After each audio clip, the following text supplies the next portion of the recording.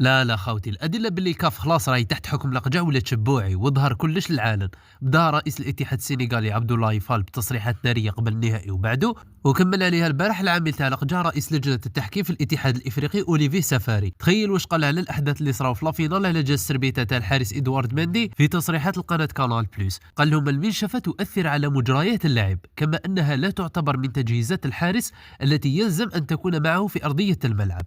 لا حول ولا قوة إلا بالله. قولوا لي يرحم باباكم، هذا تصريح يقول إنسان عاقل ويفهم من فوق رئيس لجنة الحكام في أكبر هيئة كروية في إفريقيا. فهمني يرحم بابك واش من تأثير راح ديروا السربيته. سيدي يمسح بها وجهه والعرق ويديه. قول لي واش دير هذه يا لافريك، هذاك ما حلبت. لا لا خويا، ماشي هذا اللي حلبت. هذا بالنسبة لي الاستغباء والاستحمار والاستخفاف بعقول الناس، لأنه ما كاينش إنسان واعي يقول هذا الكلام. الاتحاد الإفريقي هذا تخطف ومازال يزيد يتخطف.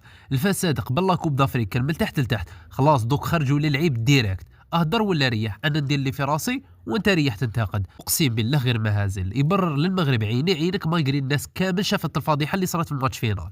بلا ما نساو بلي راهم يوجدوا في ملف ثقيل تاع عقوبات على الاتحاد السنغالي، سورتو بعد التصريحات تاع الرئيس تاعهم عبد الله يفال. هذا اللوبي اللي راه في الكاف خلاص سي بون دل العروق، والله ما كاين اللي يحبسوا باسكو حتى الفيفا ودخلت في خطهم، الا اذا صارت معجزه وانتفضت جميع الاتحادات كيما الجزائر ومصر وتونس وكوت ديفوار والكاميرون وغانا وباقي الدول الاخرى.